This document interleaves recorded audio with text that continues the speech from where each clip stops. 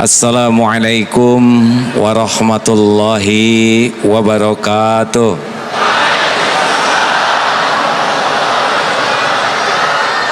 Mari ikuti subhanallah walhamdulillah wala ilaha illallah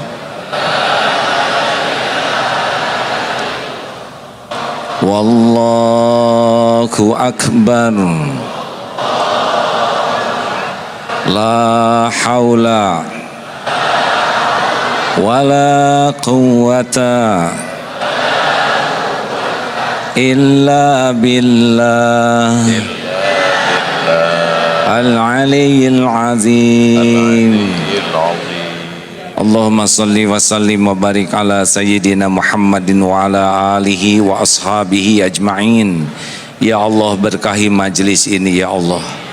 Catatkan siapapun yang menyimak, yang hadir menjadi hamba yang Engkau ridhoi. Bukakan hati kami menerima kebenaran-Mu ya Allah. Tuntun kami agar dengan niat yang ikhlas, ilmu yang manfaat, amal yang Engkau terima.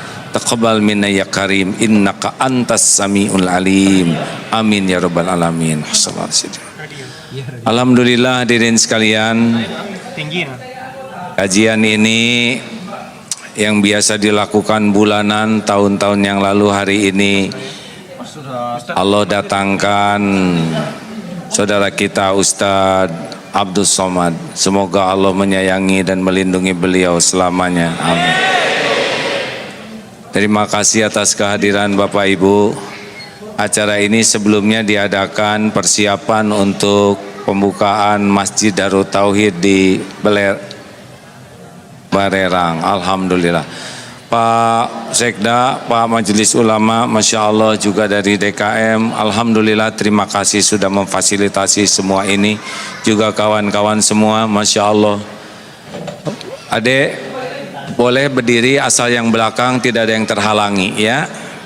Syarat berdiri yang utama adalah jangan pernah membuat orang lain terhalangi. Silakan berdiri, catatannya yang belakang tidak boleh terhalangi. Setuju? Terima kasih Ustadz. Kenapa seperti yang Ustadz Abdul Somad ini oleh Allah ditakdirkan usianya lebih muda dari A. Ngomong-ngomong berapa usia sekarang Ustaz? 24 rasanya.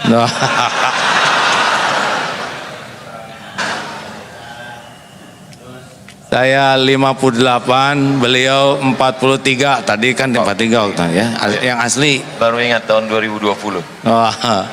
Alhamdulillah. Ya, insya Allah setiap ulama pasti ada cobaannya. Amin ya Allah. Dan cobaan itu pasti akan membuat semakin bisa dekat dengan Allah. Amin ya Allah. Ustadz, kalau naik pesawat, ya, pesawatnya lancar, Ustadz lihat banyak yang zikir tidak di pesawat. Tidur semua. Tidur. Kalau pesawatnya digoncang, apa yang terjadi? Pada zikir tidak? Allah semuanya menyebut Masya Allah, Allahu Akbar, takbir semua. Gitu ya. Nah, itulah pentingnya goncangan ya. Ya Allah. Kalau tidak digoncang cenderung lupa ke Allah. Kalau di Allahu Akbar, begitulah hadirin sekalian ya. Silakan Ustadz yang mendahului, saya bagian menyimak. Dalam programnya sebetulnya saya jadi pembawa acara malam ini. Oh iya? Iya. Kok sama dengan program saya juga pembawa acara. Jadi jamaah sekalian, malam ini kita bersyukur pada Allah kedatangan seorang ulama.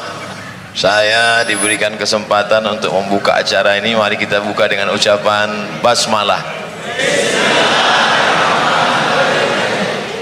Mari kita dengarkan baik-baik kajian tauhid yang disampaikan oleh Al-Mukarram Kiai Haji Abdullah Gimnastiar. Kita gunakan telinga dengan baik, catat dengan baik. Mudah-mudahan ilmu yang kita peroleh malam ini dapat membekali kita menjalani hidup diridhoi Allah Subhanahu wa taala. Kembali ke baiklah, karena saya dianggap lebih tua, awalnya begini ya.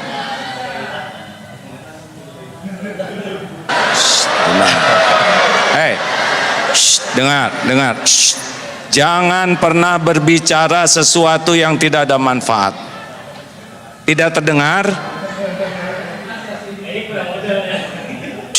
Jangan banyak komentar ya. Setiap komentar pasti dicatat oleh Allah dan ada dipertanggungjawabkan. Bagaimana sekarang, jelas tidak? Tidak. Sabar, tenang. Shh. Bisa terdengar tidak? Di atas kedengaran tidak? Tidak. Berarti dari tadi kita ngobrol nggak ada yang dengar. Maaf panitia. Shh. Bagaimana sekarang, jelas? Padahal sama ya. Jelas ibu belakang? Apakah Allah Subhanahu wa ta'ala sedang menyaksikan pertemuan ini? Yakin? Apakah Allah mendengar apapun yang terucap? Apakah Allah tahu apa yang ada dalam pikiran kita? Apakah Allah tahu isi hati kita? Apakah Allah Subhanahu wa ta'ala tahu persoalan yang sedang kita hadapi? Yakin? Kalau seorang hamba berkeyakinan seperti itu setiap saat, merasa ditatap Allah, merasa didengar Allah, merasa diketahui pikiran dan hatinya oleh Allah, dan yakin masalah yang dihadapinya juga dalam kekuasaan Allah, kira-kira seperti apa orang tersebut? Tenang atau gelisah? Akhlaknya baik atau buruk? Masalah kita umat Islam kepada Allahnya itu kadang-kadang hanya sampai di lisan, belum sampai di hati dengan yakin. Sedikit Ustadz izinkan membuka acara ini ya, nanti Ustadz yang menyampaikan aslinya. Kedengaran ke atas? Alhamdulillah. Kenapa umat Islam belum seindah akhlak yang diharapkan oleh Rasulullah sallallahu alaihi wasallam? Satu, karena banyak di antara umat Islam belum belajar tentang indahnya Islam, lebih banyak melihat, mendengar pelajaran yang tidak sesuai dengan tuntunan. Satu. Yang kedua, kenapa umat Islam akhlaknya, perilakunya belum seindah semestinya? Yang kedua, karena kita sering belajar agama ke majelis taklim, tapi belum tentu niatnya ingin dekat dengan Allah. Tidak jarang datang ke sekolah Islam, kampus Islam, pesantren, tapi yang dicarinya dunia, ingin gelar, pangkat, jabatan dari agama. Padahal ilmu agama ini justru untuk membuat dekat dengan Allah. Sampai ada seorang suami yang mengeluh, istri saya ke pengajian seperti makan obat, sehari 3 kali, tapi perubahan yang nyata itu baru pada seragamnya, belum pada perilakunya, dan peningkatan yang jelas itu pada cicilan, belum pada iman. Kenapa? Sangat boleh jadi belajar agamanya belum dengan niat ingin bisa dekat dengan Allah. 3, kenapa kita semua belum seindah semestinya? Karena seringkali belajar agama kita amalkan, tapi amalnya baru sibuk amal lahiriah. Seperti sholat isya tadi, kita datang ke masjid, kita sholat, ruku, sujud, lahirnya kita taat, tapi hati belum tentu kita ingat ke Allah. Benar? Halo? Jadi kadang-kadang kita sibuk dengan amalan lahir tapi lalai ke amalan hati. Bahkan tidak jarang ilmu dan amalan kita justru mengotori hati. Jadi ujub, jadi takabur, merasa paling benar, merasa paling soleh, justru karena ilmu dan amal yang kita lakukan. Padahal Allah subhanahu wa ta'ala, innallaha la yanzuru ila suwarikum wa amwalikum walakin yanzuru ila qulubikum wa a'malikum. Allah, sesungguhnya Allah tidak melihat rupa dan hartamu, tapi Allah melihat hati dan amalmu. Seharusnya kita belajar agama dan mengamalkan agama itu membuat hati jadi makin bersih, amal makin melimpah. Demikianlah pendahuluan dari acara kajian malam ini. Penjelasan selanjutnya oleh Ustadz Abdul Somad. Baik, alhamdulillah kita baru saja mendengarkan sesuatu yang menyentuh hati. Sebentar. Masya Allah. Gimana perasaan jamaah malam ini bisa berkumpul dengan Kiai Haji Abdullah Gimnastiar? Senang apa lapang hatinya? Saya terus terang bisa satu majelis dengan beliau. Dulu saya nonton TV dari pagi sampai siang, sampai malam, sampai pagi lagi beliau terus. Tidak pernah terlintas di pikiran saya bisa satu majelis dengan beliau. Allahu Akbar. Ketika orang memuji A'agim tampil di seluruh TV, bagaimana cara A'agim bisa meluruskan niat dan membersihkan hati? Ini mah jadi bulak-balik begini hadirin. Dulu Ustadz, Ya. kita ngobrol aja lah ya. Baik. Dulu tidak pernah menyangka akan menjadi posisi seperti ini. Ya. Tetapi entah bagaimana takdirnya tiba-tiba menjadi dikenal sebagian orang. Allah. Padahal secara keilmuan belum siap, dan ada lagi yang belum siap, keimanan belum siap. Jadi ketika makin populer, makin di banyak tampil, ternyata saya kehilangan yang sangat besar, yaitu rasanya kehilangan kedekatan dengan Allah dibanding sebelum dikenal orang. Jadi ustadz populer malah jauh dari Allah. Iya, itu sampai tahun 2006. Insyaallah. Sebelum Allah memberikan karunia, ditegur, diingatkan, sehingga alhamdulillah mudah-mudahan sekarang sudah bisa lagi nginjak bumi. Kalau dulu jadi terbang kayak balon gas karena ketipu atau tidak siap dengan popularitas. Gitu Ustaz. Sekarang gimana Ustaz jadi orang populer, Han? Ini pas umur saya dulu, Pak. Saya dulu mulai diuji popularitas umur 39, 38, 39 mulai di TV. Ustaz sekarang lagi populer-populernya nih. Tapi saya mulai diuji umur 45, Ustaz 43, 2 tahun duluan Ustaz. Bagaimana mungkin orang yang berada di masjid yang semestinya mengingat Allah, yang mestinya berasa berhadapan dengan Allah, tapi justru melupakan Allah? Ini kan ujian luar biasa. Ya, memang kalau mulut mudah menyebut Allah, tapi hati belum tentu. Dan bahayanya penceramah model kita, Ustadz, ya. Kalau orang awam, Wali, alhamdulillah nih tuan rumah. Waalaikumsalam warahmatullahi wabarakatuh. Bang, apa kabar? Masya Allah Pak Wali. Masya Allah. Ya, lanjut mau ikut gabung sini Pak Wali. Makasih Pak Wali, alhamdulillah.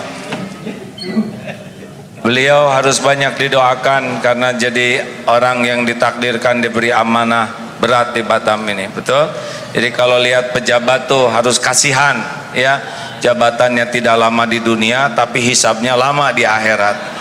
Makanya doakan, doa, jangan hanya menuntut, yang penting mendoakan, betul Pak Wali? Masya Allah. Ada sebagian orang ketika dia diuji dengan sakit, dia katakan saya sedang diuji. Diuji dia dengan kemiskinan, dia katakan saya sedang diuji. Tapi ketika dia punya popularitas, punya jabatan, dia menganggap ini nikmat. Logika berpikir seperti ini betul atau keliru? Salah. Kok jadi saya yang jawab terus? Jadi justru ujian yang ada puji, ada caci. Ya. Ujian yang terberat itu pujian. Kenapa berat? Karena pujian ini cocok dengan yang nafsu sukai. Oh. Jadi kalau nafsu suka, itu lebih berat. Ya. Tapi kalau nafsu tidak suka, itu cenderung yang lebih dekat yang Allah sukai. Seperti tidur, tahajud atau tidur, pasti nafsu sukanya tahajud atau tidur. Tidur. Nah, makanya itu lebih berat. Ya. Jadi dipuji itu lebih berat daripada dicaci. Karena kalau dipuji kita sudah suka jadi merasa seperti apa yang dikatakan orang. Wah, Ustadz Abdul Somad soleh, wah itu lebih bahaya daripada Ustadz perbaiki dong. Nah itu lebih bagus. Berarti kalau gitu kita lebih berusaha mencintai haters daripada lovers. Ya, lover dicintai, haters juga dicintai. Masya Allah. Karena tidak rugi kita dikritik orang. Yang rugi itu sebetulnya kalau terpedaya oleh pujian orang. Sekarang bagaimana rasanya Ustaz jadi orang terkenal? Masya Allah, tabarakallah. Kita sedang disadarkan bahwa selama ini kita salah melihat hidup. Selama ini kita merasa kalau sedang sakit diuji Allah, ketika kita sedang miskin diuji Allah, ketika kita sedang dapat jabatan alhamdulillah saya diberi, padahal sebenarnya juga bagian dari dan lebih berat ujiannya. Ujian jabatan. Iya. Ujian popularitas. Lebih berat Pak. Kalau orang populer seperti Ustadz Abdul Somad ini ya. Ada contoh lain enggak? Udahlah giliran. Kalau orang tidak dikenal bikin kesalahan bisa dia sendiri Pak. Ya. Tapi kalau model orang hampir nyebut kita, model Ustadz yang terkenal ini bikin satu aja kesalahan, ditiru orang banyak, udah nggak tahu gimana ngejar tobatnya itu. Dosa jariah. Iya, dan terus disampaikan, apalagi sekarang dengan seperti ini lebih sensitif lagi. Insyaallah. Makanya siapapun, dan orang terkenal itu bukan karena maunya orang, karena maunya Allah. Ujian, tidak usah ingin terkenal, dan kalau nggak ada takdirnya nggak akan pernah terkenal. Tapi yang udah ditakdirkan terkenal harus obat habis-habisan supaya tidak terpedaya oleh keterkenalannya. Gitu. Bagaimana memanage hati kita supaya kita tidak terpedaya oleh setan yang luar biasa? Jadi terbalik, ini tidak sesuai rencana saya. Rencana saya mau dengerin Ustadz ceramah. Saya sedang belajar ilmu tauhid. Bagaimana mensucikan hati? Gimana jamaah? Membersihkan hati. Tidak boleh mengadu ke jamaah. Oh gitu ya. Aneh pada saya tuan rumahnya. Begini Ustadz, kata guru saya, kalau kita sedang diuji dengan dihormati orang lain, pokoknya kalau orang menghormati kita pasti minimal dua hal. Satu, yang dipuji oleh orang itu pasti karunia Allah. Wah ini pintar, pasti karunia Allah. Wah ini hebat, pasti karunia Allah. Wah ini kaya, pasti karunia Allah. Pokoknya kalau orang muji kita, yang dipuji itu pasti pemberian Allah. Itu yang pertama. Jadi kita harus tahu, oh ini yang dipuji pemberian Allah. Yang kedua, kenapa kita dipuji orang? Karena Allah menutupi aib, dosa, kejelekan dan kekurangan kita. Nah kata guru saya, kalau kita sedang dikagumi orang, dipuji orang, sibuk lihat apa yang Allah tutupi daripada sibuk menikmati pujian penghargaan orang. Masya Allah, tabarakallah. Jadi sebenarnya ketika kita sedang dimuliakan, diagungkan, dihormati, disanjung tinggi, sebetulnya bukan prestasi kita, tapi karena pemberian pinjaman Allah, dan Allah menutupi aib cacat kita. Benar, dan itu ujian lebih berat daripada nggak ada yang muji. Kenapa Allah tidak buka? Itu semua karena sayang Allah kepada kita. Sayang Allah. Mungkin doa orang tua, mungkin kita pernah nolong seekor kucing, mungkin kita pernah ngasih minum burung, dan Allah suka dengan kebaikan kita yang kita tidak merasa hebat dengan kebaikan itu, tapi Allah suka. Biasanya orang bicara tentang masalah dunia ini, dia melihat yang di luar, ekonomi, politik, sosial, budaya, tapi lebih mengajak kita untuk melihat ke dalam. Sebenarnya masalahnya ada di dalam hati kita. Mengapa? Lah kan jelas sekali Ustaz, innallaha la yanzuru ila suwarikum wa amwalikum walakin yanzuru ila qulubikum wa a'malikum. Allah tuh tidak lihat rupa dan harta, tapi Allah melihat hati dan amal. Ustaz maaf ya, mungkin Ustaz lebih hafal tentang dalil yang 3 dihisab pertama. Yang pertama mujahid, yang merasa berjuang sampai terbunuh di medan perang. Dan ketika dihisab ditampakkan nikmat, dia mengakuinya. Apa yang kau lakukan? Ya Allah, saya sudah berjuang sampai saya mati di medan perang. Saya lakukan lillahi ta'ala. Apa Allah menjawabnya? Kadzabta, dusta kamu, bohong kamu.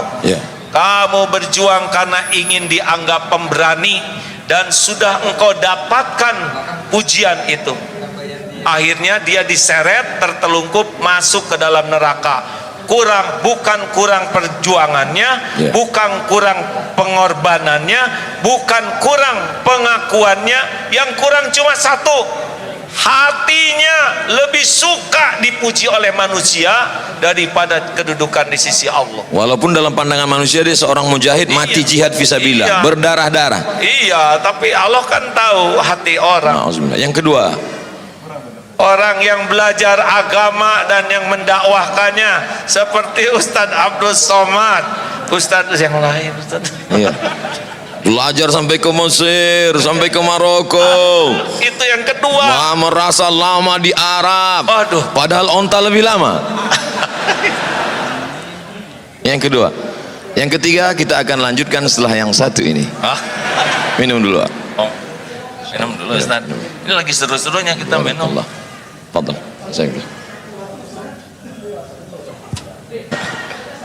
Masya Allah, tabarakallah. Yang kedua itu yang belajar agama dan mendakwahkannya, belajar Quran dan membacanya. Tidak semua ke sorga. Jadi jangan kaget kalau di akhirat, na'udzubillah min zalik, ada ulama yang terkenal di dunia tapi tidak ke sorga. Ilmunya luas, dalilnya bagus, baca Qurannya fasih, hafal Quran, tapi ketika dihisab, kadzabta, dusta kamu. Kamu belajar agama dan dakwah karena ingin dianggap alim, dianggap ulama, dai, kondang, dan sudah engkau dapatkan di dunia, diseret tuh ke neraka. Engkau ingin dianggap qori dan sudah engkau dapatkan. Tidak kurang ilmunya, tidak kurang Qurannya, yang kurang satu saja. Apanya Ustaz? Keikhlasan hati. Hatinya. Ketulusan karena Allah. Jadi nggak cukup kita sibuk beramal kalau tidak mujahadah membersihkan hati, dan cuma satu penyebabnya. Dia senang dengan kedudukan di sisi manusia dengan menggunakan amalan akhirat. Itu yang membuat Allah marah. Mencari kedudukan dunia dengan berbagai macam bunga-bunga keindahannya, justru dengan amal akhirat. Ya, itu yang membuat Allah. Padahal yang diinginkan Allah, tundukkan dunia untuk memperoleh akhirat. Iya, coba jelaskan itu Ustaz. Yang ketiga, ini saya sering cerita ini antara dunia dan akhirat ya. Mana yang kira-kira lebih tidak disukai Allah? Bu, akhwat, mana yang berbahaya bagi seorang wanita? Ingin kelihatan cantik atau ingin kelihatan solehah? Jangan ini aja ke sini Ustaz. Mana yang bahaya bagi seorang wanita? Ingin kelihatan cantik atau ingin kelihatan solehah? Harus kita voting nampaknya. Oh gitu. Mungkin mereka ingin kelihatan cantik. Karena oleh sebab itu maka karena banyak lelaki ingin perempuan itu lebih cantik daripada ingin solehah, makanya perempuan lebih banyak mempercantik diri daripada mempersolehah diri. Wah, benar. Saya baru dapat dari grup WhatsApp. Oh gitu.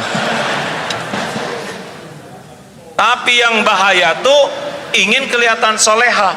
Kalau wanita ingin kelihatan cantik, fitrahnya. Ya. Kalau lelaki ingin kelihatan cantik, LGBT ya. Bolehkah Bu wanita ingin kelihatan cantik? Jawab, boleh tidak? Yang mantap boleh tidak? Untuk siapa? Suami siapa? Masya Allah, tabarakallah. Istighfar ibu-ibu. Kalau wanita ingin kelihatan solehah, pasti menggunakan hak Allah. Jadi lebih nunduk, subhanallah. Yang harusnya zikir untuk Allah, tapi dia ingin dipuji oleh orang ahli zikir, dan itulah yang membuat Allah marah, karena dia menggunakan amalan hak Allah untuk cari pujian manusia. Itulah sebabnya ustadz, ulama, qori'ah berbahaya. Giliran ustadz, ya. Jelaskan ustadz. Jangan nanya terus. Ketika sekarang orang berbicara tentang masalah ancaman-ancaman yang luar biasa, disintegrasi bangsa, kemudian bully pada ulama, kemudian dengan berbagai macam masalah, sebetulnya masalah ini di luar atau masalah manusia ini di dalam? Nggak ngerti Ustaz, kurang jelas pertanyaannya. Lebih bagus ini. Masalah manusia ini sebetulnya masalah ekstern di luar, masalah ekonomi, masalah sosial, masalah politik, atau dia sebetulnya punya masalah di dalam dengan hatinya kotor, dan bagaimana cara mensucikan tazkiyatun nafs, dan apa hubungannya dengan tauhid? Selalu mengkaji tentang masalah tauhid. Apa sebenarnya target dari tauhid?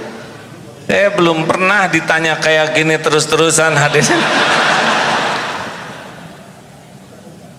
Duduk bersama seorang yang lebih faham tentang masalah kehidupan. Ada ilmu yang tersurat, ada yang tertulis, tapi ada yang tersirat. Inna fi khalqis samawati, dalam penciptaan langit, tidak tersurat, tidak ada dalam tulisan, tidak dikatakan oleh ulama, tapi dia dapat ditangkap. Ittaqu firasatal mu'min, takutlah kamu pada firasat orang beriman. Fa innahu yanzuru binurillah, dia bukan memandang dengan matanya, tapi dia dengan memandang dengan pandangan Allah yang diberikan Allah pinjaman kepada dia.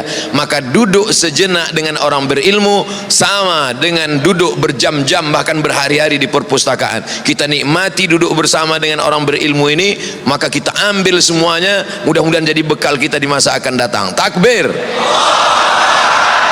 Semangat mereka. Kita dengarkan jawabannya. Tauhid. Seumur-umur saya ceramah, baru kali ini saya dipaksa menjawab begini. Ilmu yang saya dapatkan begini, mengapa Rasulullah SAW diutus ke bumi? Ya. Innama bu'itstu liutammima makarimal akhlak. Sesungguhnya hamba diutus ke bumi hanyalah untuk menyempurnakan kemuliaan akhlak. Ya. Beliau bersimbah keringat, air mata, bahkan darah, agar kita semua memiliki akhlakul karimah.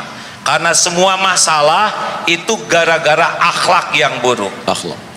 Politik itu tidak ada masalah, tapi menjadi masalah kalau berpolitik dengan akhlak yang buruk.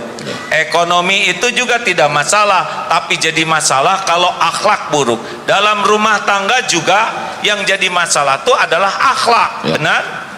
Ada ikhwan yang belum nikah? Maaf akhwat, ada yang belum nikah? Coba dengar ini ya, akhwat, khusus bagi yang belum nikah, yang udah terima apa adanya ya. Akhwat, maukah punya suami yang rupawan? Jawab. Sudah rupawan, pinter, mau? Sudah rupawan, pinter, banyak uangnya, mau? Tapi akhlaknya bejat, mau? Jelas? Ada harapan untuk saudara-saudara ya, yang kurang rupawan, kurang pinter, kurang duit, asal akhlak mau. Akhwat, betul? Coba ikhwan, maukah punya istri rupawan? Udah rupawan, pintar, udah pintar, banyak uangnya, tapi akhlaknya mulia. Dengar akhwat, suara terkeras bukan masalah rupa, tapi masalah akhlak. Benar? Nah, akhlak itu menurut ilmu yang saya dapatkan pilarnya dua. Ya. Jadi kalau orang ingin berakhlak baik meniru Rasulullah, itu pilarnya dua. Satu, kepada pencipta, kepada Allah Subhanahu wa taala, Ya. benar bersih tauhidnya. La ilaha illallah, tiada ilah selain Allah. Hatinya itu tidak menuhankan apapun selain Allah. Tidak menuhankan harta, gelar, pangkat, jabatan, walaupun dia punya, tapi tidak ada lengket di hatinya terhadap dunia ini. Allah saja, mau dia jadi menteri, jadi gubernur, jadi wali kota, tidak ada masalah. Hatinya tuh, saya bukan hamba siapa-siapa selain hamba Allah. Buahnya dua, patuh dan pasrah. Cirinya juga dua, roja dan khaufnya kepada Allah. Itu tauhid. Nah, yang kedua, kaki yang kedua adalah kepada ciptaan Allah. Makhluk. Rahmatan lil alamin. Kepada pencipta bertauhid, kepada ciptaan rahmatan lil alamin. Penuh kasih sayang, keinginan agar orang-orang itu punya nikmat iman, bisa selamat dunia akhirat. Itu Ustadz yang saya tahu. Itu makanya AA Gim selalu mengkaji masalah tauhid, bahkan pondoknya Darut Tauhid. Pertanyaan yang menggumpal, mengkristal di kepala kita selama ini, mengapa tauhid? Ternyata masalah manusia ini dapat diselesaikan dengan dua, kepada Khalik, hanya bergantung kepada Allah. Tapi selama ini kalau kita bicara tentang masalah orang bertauhid, biasanya katanya zuhud, jangan bergantung kepada harta, jangan bergantung kepada kuasa, akhirnya dia hidup miskin, susah, melarat. Tapi Hakim ada yang unik, dia bicara tentang tauhid, bicara tentang zuhud, tapi dia kaya raya, motornya gede. Bukan motor gede, itu motor sedang, sayanya kecil, jadi lebih kelihatan. Masya Allah. Bicara tentang masalah tauhid, orang selalu mengatakan kalau sudah tauhid kita murni, jangan lagi memandang kepada harta, tinggalkan ekonomi, tinggalkan. Tapi justru Hakim tidak demikian. Tauhid tetap, tapi kita lihat kehidupannya baik, ekonominya mapan, kehidupannya bagaimana menyeimbangkan ini sehingga umat tidak tersesat dalam pemahaman yang keliru memahami Islam. Jadi begini Ustadz, Ya. tidak menuhankan itu bukan berarti tidak punya. Kata kuncinya bukan berarti tidak menuhankan, berarti tidak punya. Iya, gini, kita punya harta tapi tidak menuhankan harta, itulah zuhud. Allah. Ada orang yang tidak punya harta tapi menuhankan harta, tetap saja dia walaupun bokeh tetap tidak bagus, itu yakinnya. Orang yang tidak punya harta tapi menuhankan harta, ingin punya harta padahal tidak punya harta, masuk nerakanya 2 kali berarti. Gak tahu juga Ustaz, itu urusan Allah. Tapi udah pasti menderita, karena setiap kali kita mengilahkan sesuatu selain Allah, Allah kan tahu isi hati kita, pasti Allah turunkan gelisah. Jadi kalau misalkan udah menyandar nih ya, udah ingin dipuji, ingin dihormati, ingin dikagumi ke makhluk, udah pasti Allah naruh di hati ini kegelisahan, kesengsaraan. Makanya kalau punya dunia nggak ada masalah, tapi jangan sampai menganggap dunia inilah penjamin hidup kita. Zuhud itu kan bukan tidak punya uang Ustadz. Ya. Orang yang zuhud itu mau punya 1000, 1.000.000, 1.000.000.000 sama, karena dia lebih yakin dengan jaminan Allah daripada apa yang ada di tangannya. Itu zuhud. Bagaimana menguatkan keyakinan? Harus dilatih Ustadz. Cara melatihnya? Ya misalkan ini nanti ada sedekah ya, Ya. jangan suka ragu-ragu, sedekah berapa, nggak usah dihitung-hitung, ada Ya. sini, coba aja keluarin, buka jam keluarin, cincin keluarin, pasti nyesel.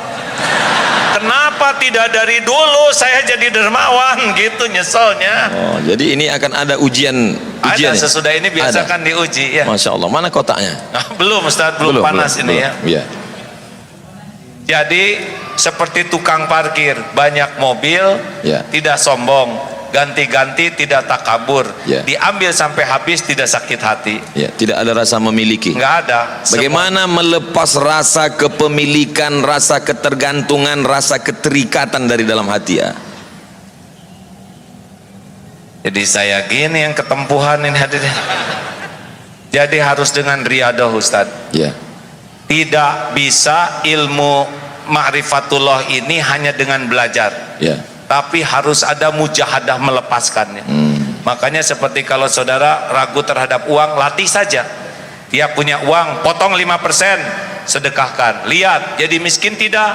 Oh, enggak juga. Potong 10%. Jadi miskin tidak? Oh, enggak. Potong 20%. Tuh, lihat Ustaz, udah lihat kan? Ya. Semuanya tegang. Padahal baru rencana. Ya. Tadi 5% mereka masih senyum. 9%, 10%, 20%. Baru rencana pelit. Saya nih Ustaz ya, maaf ya, kalau saat ini nih tiba-tiba ada tamu, saya mau ngasih uang ke ya, boleh ngasih ke saya misalkan sekarang 20 miliar, bro aja gini, udah nggak ribet Pak, saya bagi 10 miliar untuk ikhwan, 10 miliar untuk akhwat, sok bagikan gitu Ustaz. Namanya juga ngelamun, masa pelit ya kan? Betul. Kita mah ngelamun aja pelit Ustaz. Apalagi nggak ngelamun. Suatu ketika saya sedang pergi umroh, lalu kemudian saya melihat ada cincin yang sangat cantik, saya sangat suka, lalu saya beli, lalu saya pakai, lalu saya menikmati. Hati saya mulai tergantung, karena kalau dia pergi pasti saya akan kehilangan. Sampai akhirnya saya suatu tempat ceramah, ada bapak-bapak mengatakan, cincin Ustadz cantik, saya suka, boleh nggak untuk saya? Lalu kemudian saya berikan kepada dia. Saya ingin mempraktekkan ceramah dulu waktu di Darut Tauhid, jangan ada keterikatan. Saya ingin lepaskan itu, cincin ini saya lepaskan, saya amalkan ceramah saya tidak ada keterikatan dengan cincin ini. Menyesal saya. Ini ada cincin yang lebih bagus ya nggak? Ceritanya belum selesai. Oh iya, iya. Begitu saya berikan, saya menyesal dalam hati saya. Ini gara-gara mengamalkan ilmu game ini. Jangan ada keterikatan, lepaskan semuanya. Saya lepaskan satu cincin. 2 hari setelah itu saya ceramah di Makassar. Datang bupati, tidak boleh sebut nama, menjaga kode etik jurnalistik. Dia lepaskan cincin yang dia sayangi, yang lebih mahal yang dari saya punya. Inilah dia sekarang. Masya Allah, alhamdulillah, Allahu Akbar. Yakin kan? Memang ajaran ini luar biasa. Saya dulu dilatih guru saya begitu Pak. Pokoknya berikan. Sekarang udah nggak riadoh lagi ya, saudara jangan mengharap-harap apa-apa ya. Ya. Makanya saya nggak begitu bawa apa-apa, takut diminta. Dulu sama Ustadz, Ya. punya cincin ada lafaz Allah, bagus kata guru, kasihkan. Sampai dulu sekali baju itu sampai tinggal 1 Ustadz, baju untuk ceramah. Ya. Nah malam minggu itu saya ingat ceramah di Jatinangor. Ya. Jatuh karena ceramahnya di kampung. Tes, kedengaran Bu? Jelas?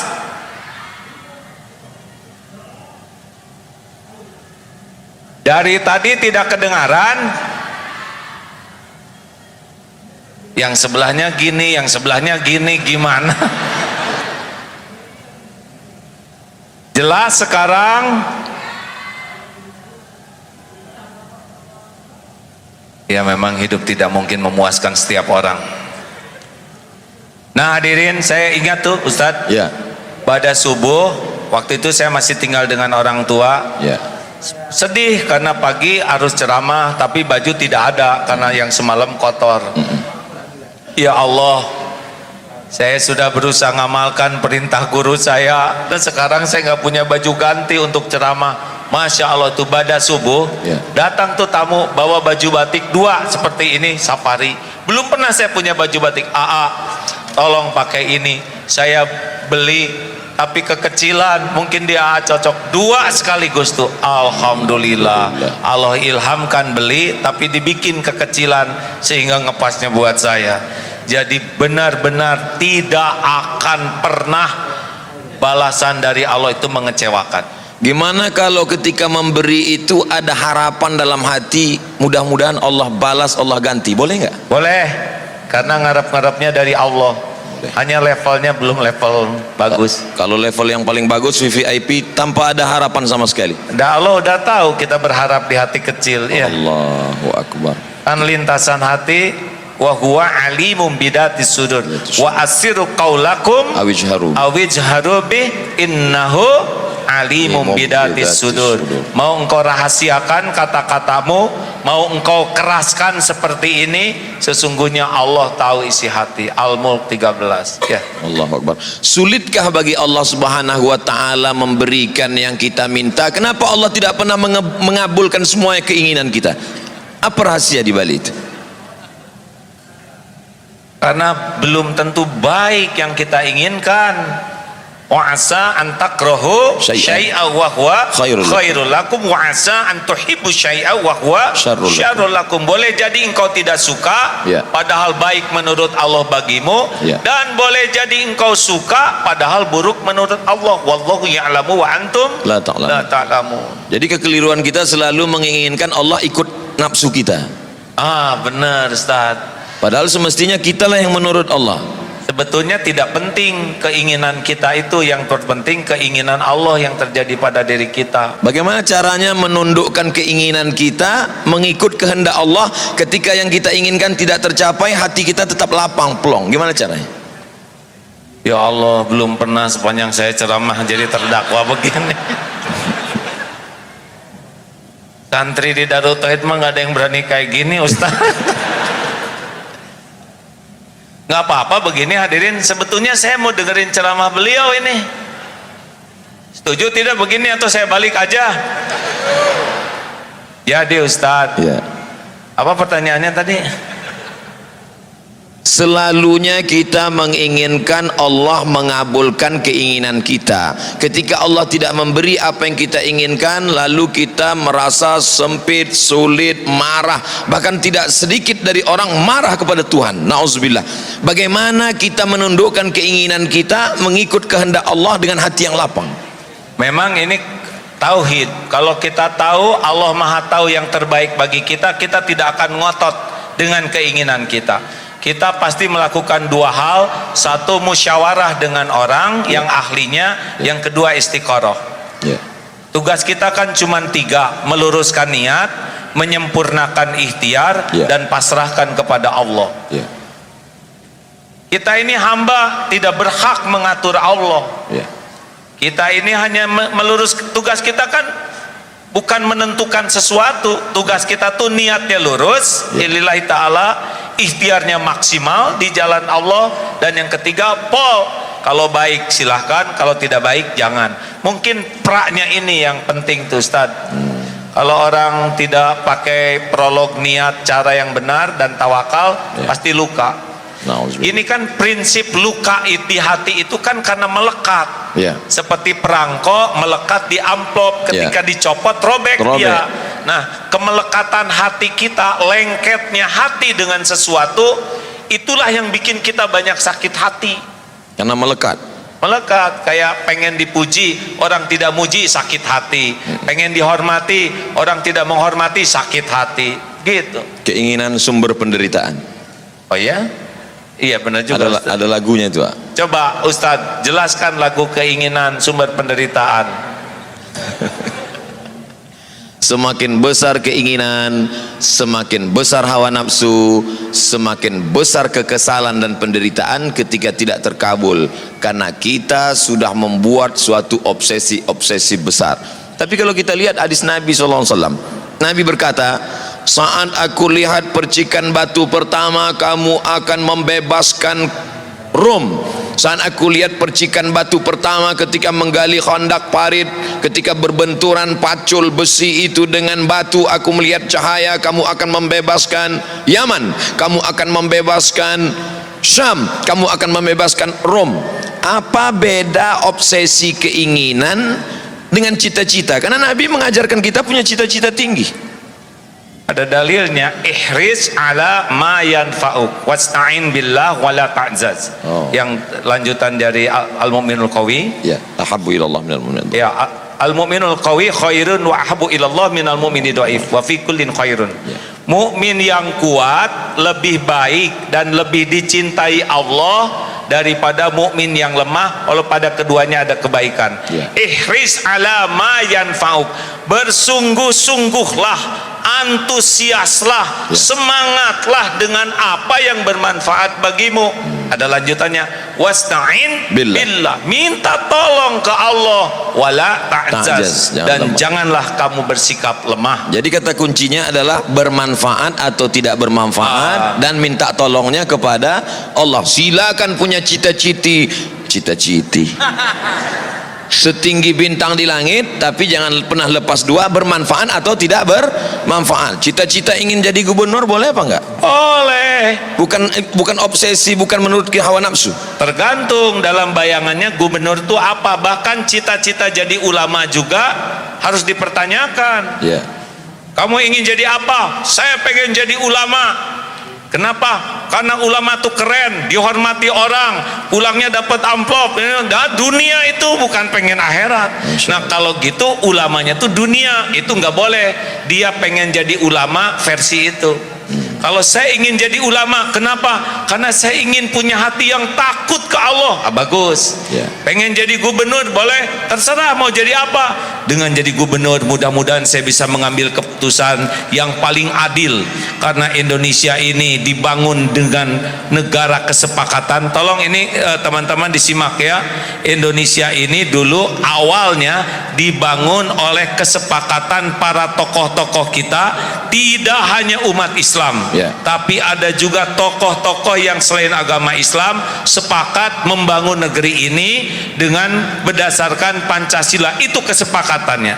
Nah, kita misalkan sekarang sudah ada, kita harus menyadari bahwa memang cikal bakalnya ini adalah kesepakatan, bukan hanya milik umat Islam. Jadi kita harus mengerti dan menghargai hak-hak orang lain juga, karena memang kesepakatannya begitu. Jadi kalau saudara ada di Australia, ya memang begitu kesepakatan awalnya. Nah, kita kalau saudara pengen jadi gubernur, dengan begini saya mudah-mudahan bisa bersikap adil kepada umat Islam, mudah-mudahan bisa menjadi tauladan, mengajak ibadah dengan benar, berakhlak dengan baik. Kalau niatnya jadi pejabat untuk keadilan, untuk kemaslahatan, jadi tidak jadi udah dapat pahalanya. Manfaatnya paling tidak Kiai Haji Abdullah Gimnastiar bisa memuluskan, merubah Bank Riau Kepri menjadi Bank Riau Kepri Syariah. Baik apa tidak baik itu? Ulangi. Bank Riau Kepri konvensional. Kalau ada orang yang suka ngaji, punya kekuasaan, bisa berubah menjadi Bank Riau Kepri Syariah. Itu ada manfaat atau tidak ada manfaat di dalamnya? Saya kira setiap transaksi kebagian pahalanya itu. Setiap transaksi? Ya, kepala daerah yang memberikan keputusan seperti itu dapat pahala, karena untungnya jadi kepala daerah, jadi pemimpin tuh kalau menentukan kebaikan beliau dapat pahala mengalir. Bonus. Tuh, Pak Wali Kota